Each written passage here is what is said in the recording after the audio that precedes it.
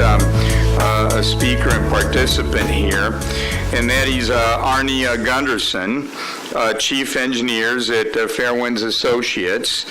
And let me just tell you that this man really knows what he's talking about. He has managed and coordinated over 70 nuclear power plants here in the United States.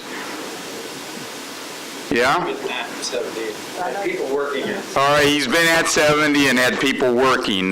Look, he's been very, very active, and you know, he's worked in the industry. You know, he has a fellowship and a master's in nuclear engineering.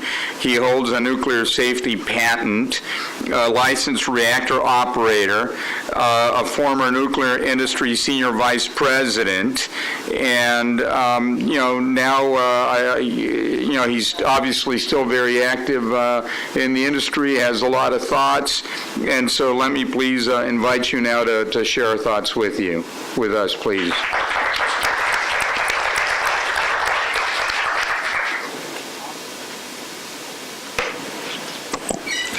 Yeah, thank you very much. I'm here with a couple of my heroes. You know that comment about speaking truth to power? Well, these three guys were in power, and they spoke truth to power, which is pretty impressive. I'd also like to thank Friends of the Earth for hiring me a year ago on the San Onofre issues and supporting that analysis. And finally, I have to thank the president of Fairwinds, my wife Maggie, who the strategic direction, you probably know us through our website, and the strategic direction on that site is hers. I hate to say it, but I did anticipate the accident. My wife Maggie and I were walking 3 weeks before the accident, and she said, if there's going to be an accident, where is it going to happen? And I said, I don't know where it's going to happen, but I do know it's going to be in a General Electric Mark I reactor, which is exactly what Fukushima Daiichi was. And I think within the NRC, that was a well-known weak spot as well. Next slide. What I'd like to talk today about is can Fukushima Daiichi happen here at San Onofre, and would our regulators behave any differently than the Japanese regulators did in giving information to Prime Minister Khan? Next slide. The first question is what is a nuclear meltdown, and what does it look like? This is a nuclear fuel rod, which was given to me when I was an executive in the nuclear industry. It doesn't have nuclear fuel in it, that it's made of zircaloy, and a nuclear reactor has no off switch. When you shut a nuclear reactor down, the chain reaction stops, but the radioactive rubble that's left behind from the splitting of the uranium atom remains physically hot for 5 years. So what happens is if it doesn't continue to get water, it turns that color and begins to burn in air. And it creates a fire that water doesn't put out, pyrophoric.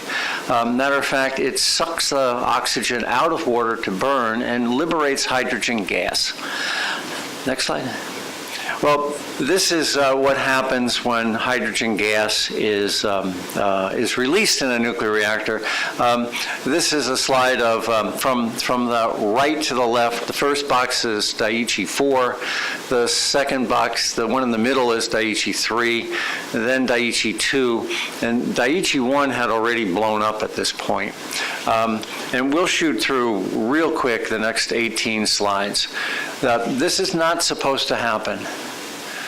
This is a detonation shock wave created by that hydrogen that destroyed the containment structure at Daiichi Unit 3.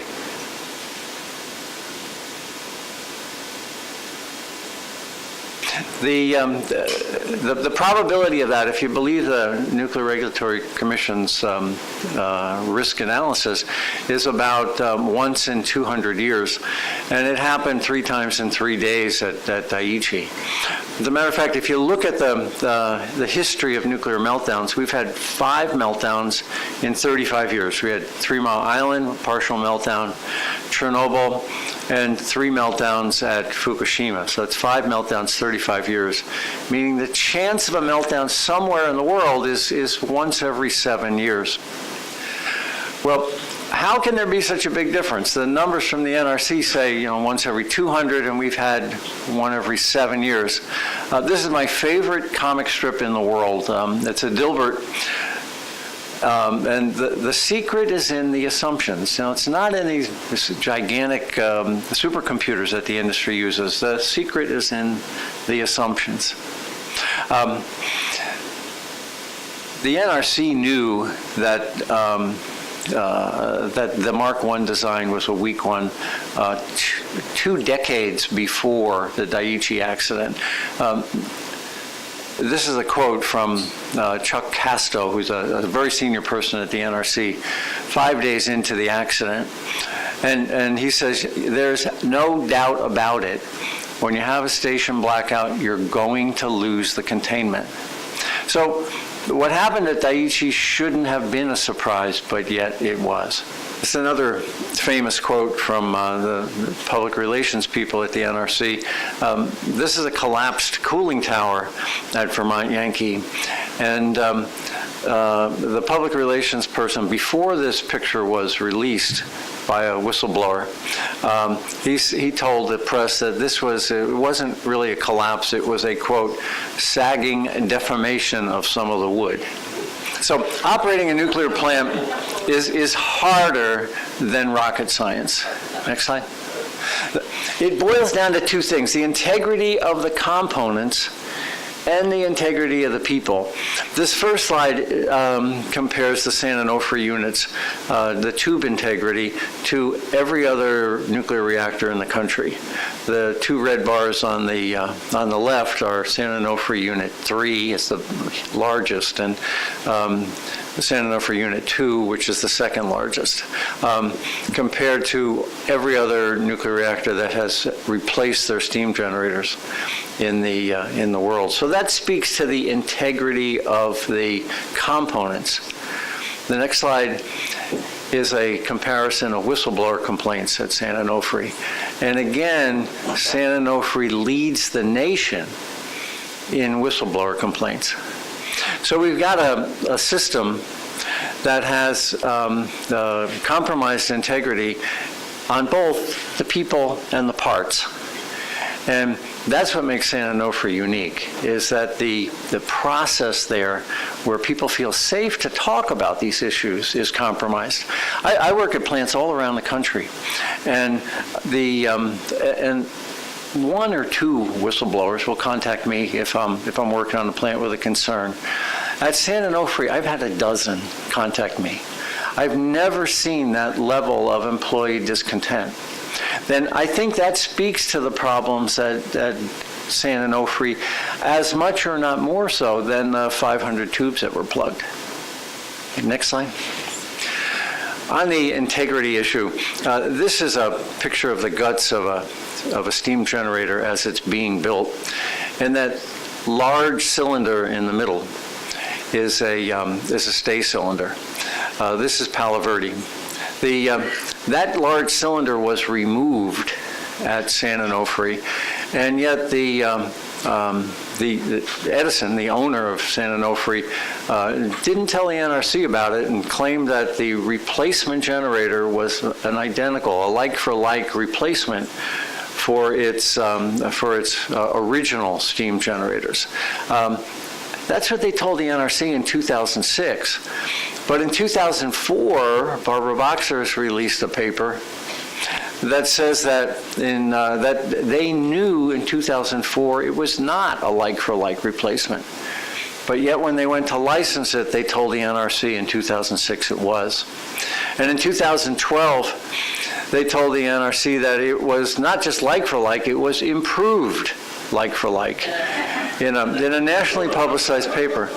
And that gets to this integrity issue again. In 2006, that was the peak year for whistleblower complaints at San Onofre. So, and I believe there's a direct relationship there. The integrity of the people affected the integrity of the parts. Okay. Moving forward, Edison's own consultants can't agree on the cause of those tube failures. Arriva says they're one thing, and Westinghouse says they're the other. Edison's analysis has never been tried before in licensing of a nuclear plant. The Friends of the Earth pressured the Nuclear Regulatory Commission, and the Atomic Safety and Licensing Board agreed that moving forward with Edison on San Onofre without a public hearing would be an experiment. And with 8 million people within 50 miles, I don't think that's an experiment that I'm willing to take the risk on.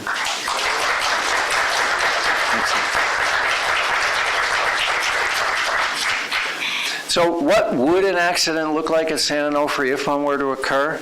I was in Tokyo in February of last year on a book tour, and I was on the roof of my publisher's office building, Shueisha, and I took a dirt sample. This is me collecting dirt on the roof of the office building in Tokyo, and Tokyo is 140 miles, about 200 kilometers away from the Daiichi accident. I did that 5 times throughout Tokyo in 5 days, in front of their judicial center, on a public street, in front of a religious center, and I brought the samples back, next slide, and all of them tested as high enough to be treated as radioactive waste here in the United States. That dirt on the sides of the sidewalks would have to be shipped to Texas in drums and stored for 500 years. And yet, in Tokyo, we're letting people walk on sidewalks, essentially with radioactive waste on the sides of them. And San Diego is a lot closer than Tokyo was. I mean, San Diego is 30 miles roughly, and here's Tokyo at 140 miles, contaminated to that extent. Next slide. We put word out we asked for people to send us car air filters. And the car air filter, these are 3 car air filters. The one on the right is Fukushima City, which is approximately the same distance from the Daiichi units as San Diego is from San Onofre. Each one of those black spots on there is a piece of radiation that got trapped onto the air filter of the car. Turns out a car engine breathes about the same as a human lung, between 10 cubic meters and 20 cubic meters a day. So it's safe to assume that if that's in the car filter, it's also in the people's lungs in Fukushima City. Tokyo's in the middle, and not much better. And actually, the Seattle filter actually had 1 hot particle make it across the Pacific as well. Next slide. We also asked for kids' shoes. These are kids' shoes from Fukushima City. Again, the same distance from the accident as San Diego is from San Onofre. And the radioactive concentration on those shoes, particularly in the laces, was essentially off the charts. Unfortunately, it's not just the shoe. There was a kid attached to that shoe before they mailed it to the United States. Next slide. I'm sure you've heard that no one will die from Fukushima Daiichi, and no one has died from nuclear reactors here in the United States. The NRC's own website says that no one died after 3 Mile Island. This is a map of the within 10 miles of 3 Mile Island. 3 Mile Island is a little dot right in the middle of that. The white line that goes off on the diagonal is the Susquehanna River. On the day of the accident, there was very little wind, and the radioactive contamination got stuck in the river valley. The colors you see on that chart indicate the cancer concentrations of lung cancer alone that developed within 10 years of the accident. This is peer-reviewed. This is Dr. Steve Wing's analysis of the accident, and it shows that the cancer incidence from lung cancer alone is 150% higher than normal. And yet the NRC's website will say there's no one died from 3 Mile Island. And the IAEA, the international agency that supposedly is a watchdog and in fact is is by charter a proponent of nuclear power, will say that less than 100 people will die from Fukushima Daiichi. In light of Dr. Wing's work, I can't believe that to be true. Next slide. Prime Minister Khan said that our existence as a sovereign nation was at stake. When you consider evacuating Tokyo with 35 million people, that goes beyond monumental decisions. Mikhail Gorbachev, in his memoir, said that the real cause of the collapse of the Soviet Union was not perestroika. It was Chernobyl.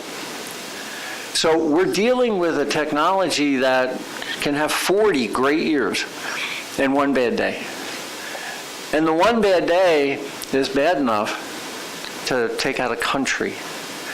So, as I said on the bottom there, at what point does the risk of a technology become untenable?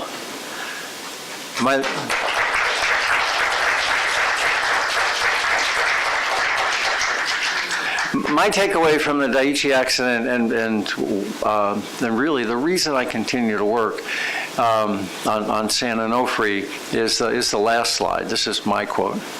Not quite as eloquent, but next slide. Sooner or later, in any foolproof system, the fools are going to exceed the proofs.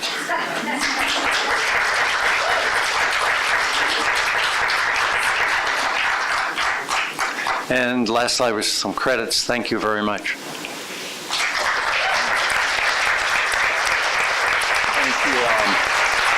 Thank you very much for your presentation, and what we're going to do now is go to a final presenter, and then we'll have our panel discussion, and then we'll have questions from the audience.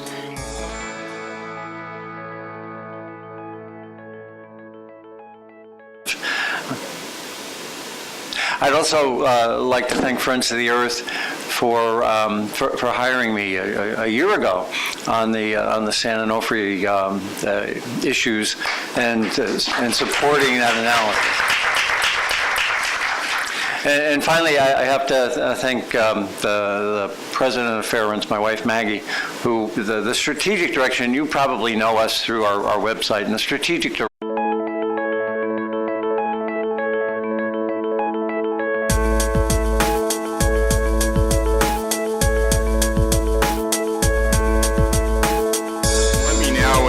Our next speaker and participant here, and that is Arnie Gundersen, Chief Engineers at Fairwinds Associates.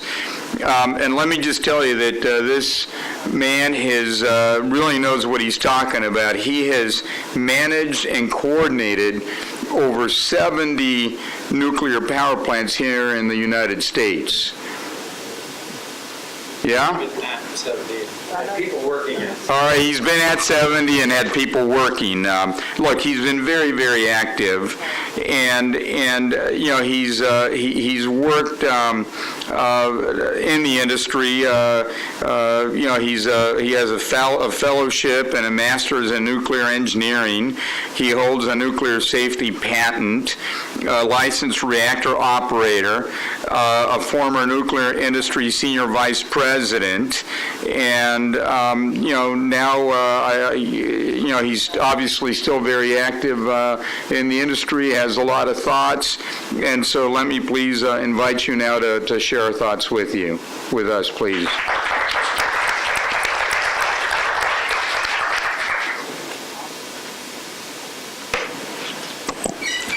Yeah, thank you very much. I'm here with a couple of my heroes. You know that comment about speaking truth to power? Well, these three guys were in power, and they spoke truth to power, which is pretty impressive.